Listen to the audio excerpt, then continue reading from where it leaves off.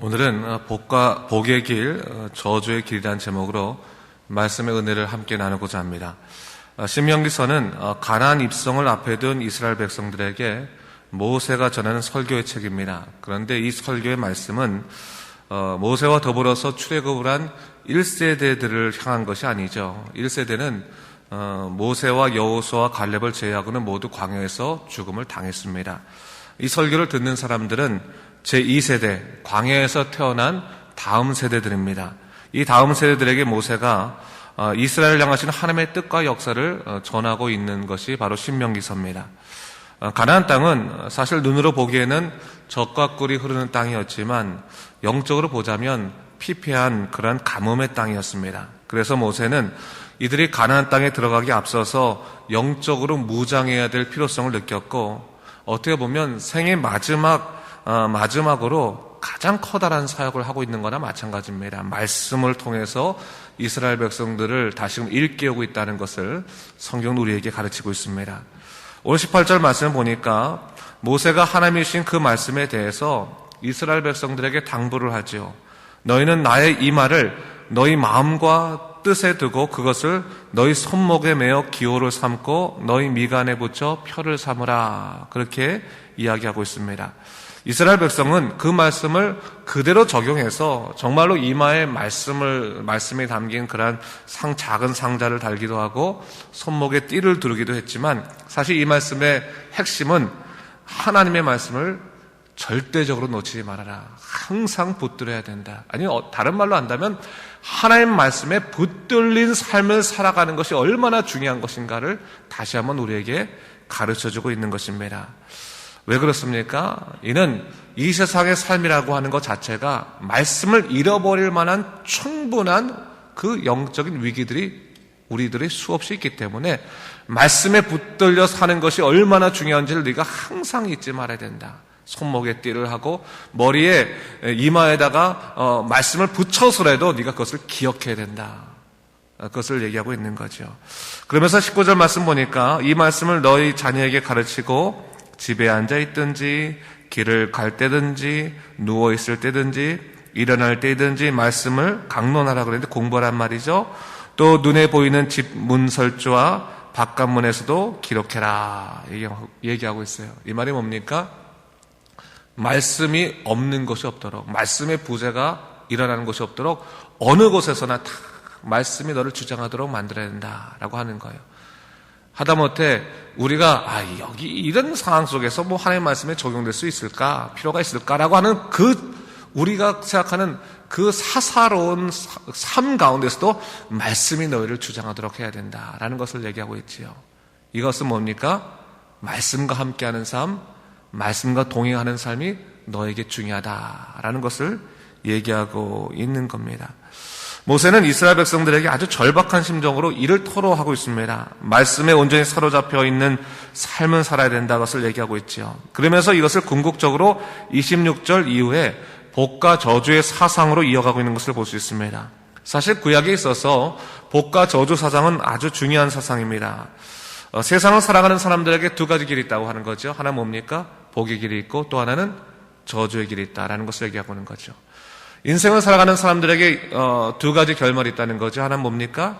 복된 결말이 있고 하나는 영원한 죽음과 같은 저주의 결말이 있을 수 있다는 것을 분명히 우리에게 얘기하고 있는 겁니다.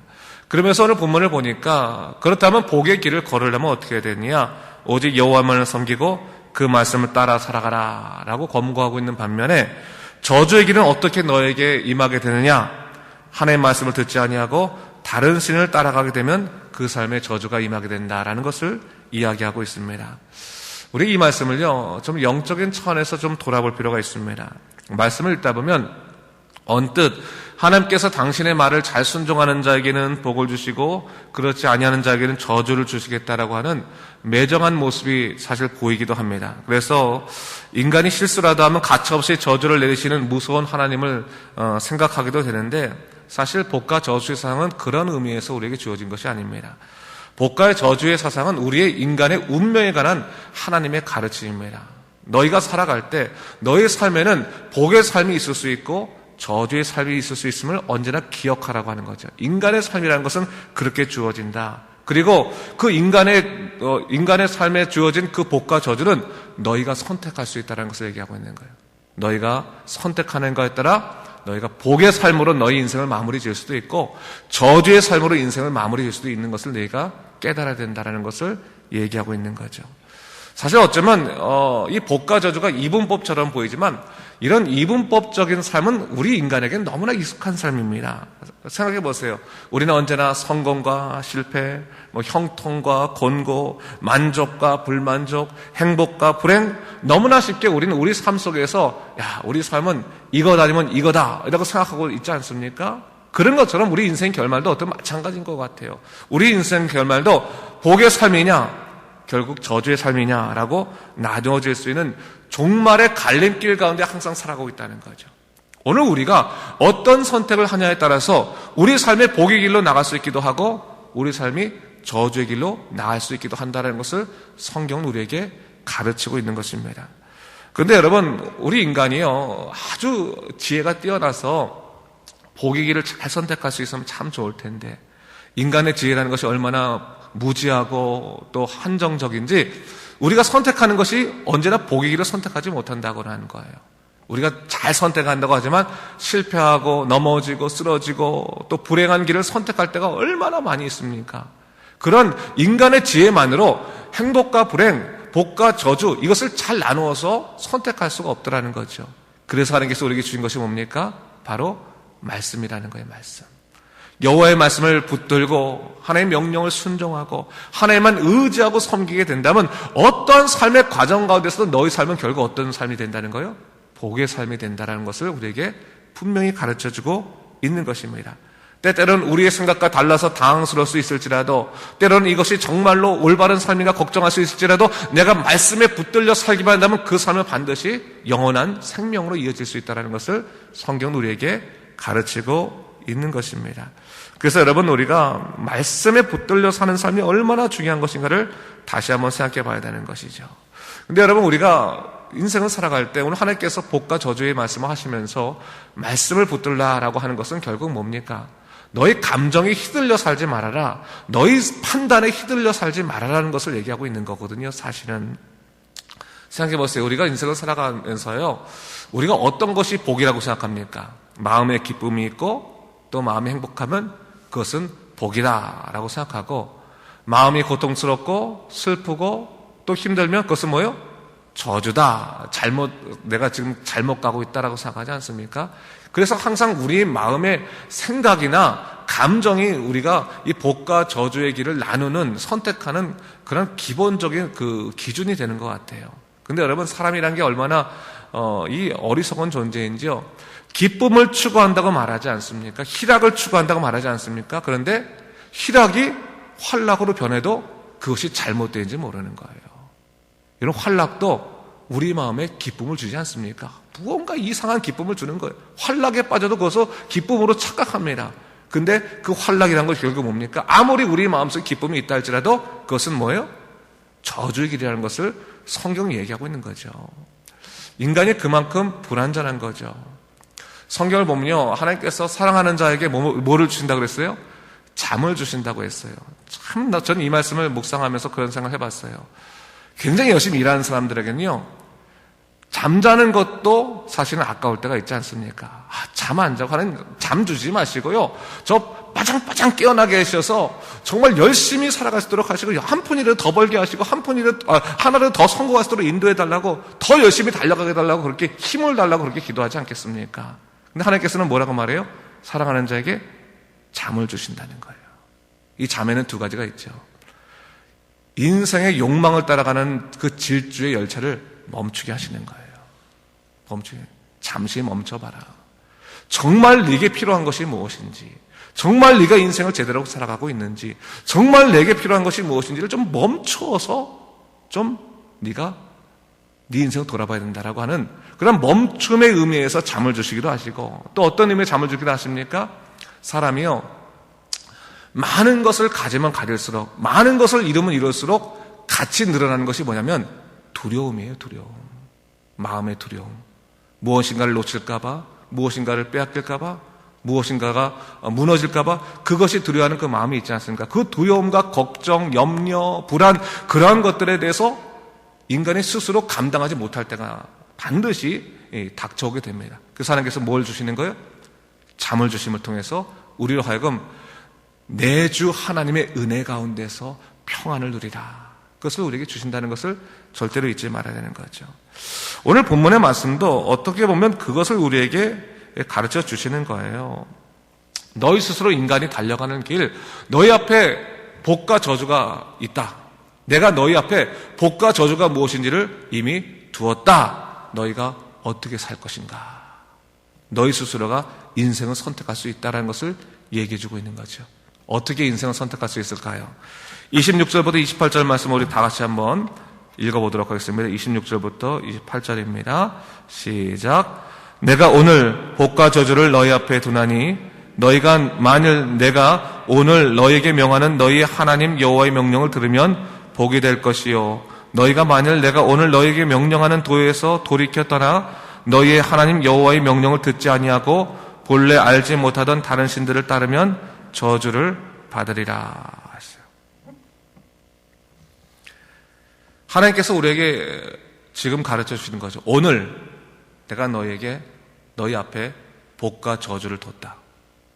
그 말은 다른 말로 하면 너희 인생 앞에 너희가 오늘 너희가 복의 길과 저주의 길이 너희 앞에 놓여 있고 너희는 그 갈림길에 서 있다. 어디로 갈 것이냐? 당연히 복의 길로 가고 싶죠. 어떤 인간이 저주 길로 가고 싶습니까? 복의 길로 가고 싶죠. 복의 길로 갈라. 오케이. 복의 길로 가라. 어떻게 가야 되느냐? 어떻게 해요?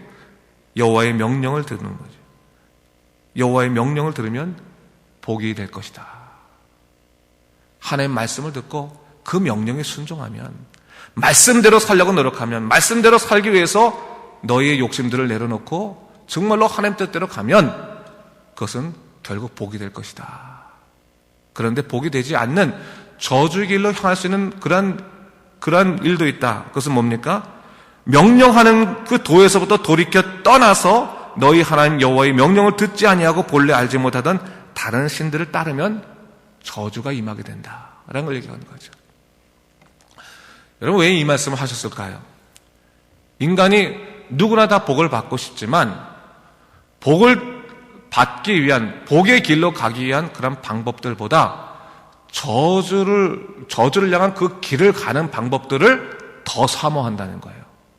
다른 말로 말하면 우리 스스로는 이 길이 복의 길이라고 생각하는, 그리고 열심히 노력하는 그 길이 사실은 복이 아니라 저주를 향하는 길이 있을 수 있음을 우리에게 가르쳐주고 있는 거예요. 근데 여러분, 저주의 길로 향하는 사람들의 특징이 어떻다는 겁니까? 오늘 본문을 보니까 뭐예요? 하나님의 말씀을 듣지 아니하고 뭐예요? 본래 알지도 못하던 다른 신, 우상을 섬기고 세상을 섬기고 결국 뭐예요? 하나님이 가르치는 그 명령한 도에서 돌이켜 떠난다는 거죠. 하나님의 백성이라 할지라도 세상을 사모해서 그 도에서부터 돌이켜 떠나서 세상을 쫓아가게 되면 결국 그 길은 무엇이 향하게 된다는 거예요? 저주를 향하게 되는 그러한 길을 걷게 된다라는 것을 우리에게 오늘 가르쳐주고 있는 겁니다. 사실 오늘 이 말씀은요, 굉장히 준엄하신 하나님의 말씀이고 인생의 운명에 대해서 분명히 가르쳐주시는 하나님의 말씀이라는 거죠.